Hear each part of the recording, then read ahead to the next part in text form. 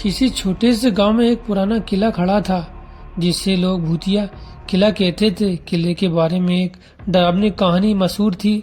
लोग कहते थे कि किले में एक कंकाल दफन है और वह कंकाल रात के समय बाहर निकलता है और गांव वालों को डराता है। किले के पास रहने वाला एक लड़का रोहित निडर और जिज्ञासु था। वह हमेशा इस किले के रहस्यों के बारे में जानने के लिए उत्सुक था।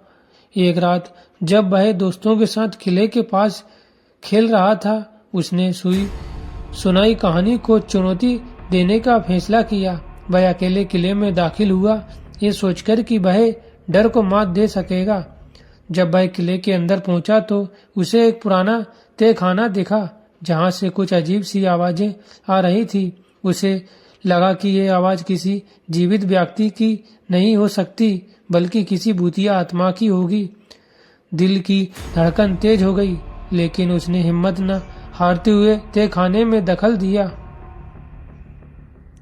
जैसे ही रोहित ने तहखाने का दरवाजा खोला, उसने देखा कि वहां एक कंकाल पड़ा था। कंकाल पुराना और जंग लगा हुआ था, लेकिन उसकी आंखें खौफनाक तरीके से चमक रही थी। अचानक कंकाल से एक ठंडी हवा का झोंका आया और उसके हाथ में से एक सुनहरी छड़ी जैसी चीज आ गई।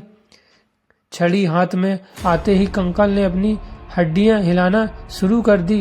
कंकाल ने एक जोर से चीख मारी और फिर खड़ा हो गया। रोहित ने तुरंत पीछे मुड़कर भागने की कोशिश की, लेकिन कंकाल उसकी ओर बढ़ने लगा। वह कंकाल की भूतिया आत्मा भी, जो बहुत समय पहले किले में एक सैनिक के रूप में मरा था। उसे दफन करने के बजाय किले के मालिक ने उसकी आत्मा को तंग किया और उसे अपनी मृत्यु का बदला लेने के लिए छोड़ दिया।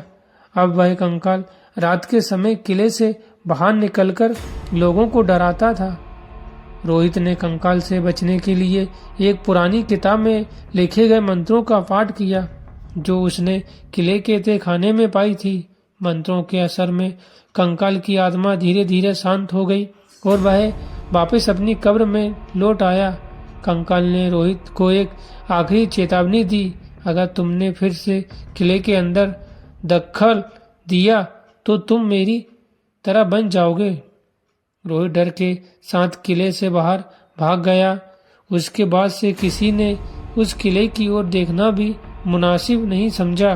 गांव वाले अब उस कंकाल के खौफ से दूर रहते थे और किले को भूतिया मानकर उसे छोड़ चुके थे।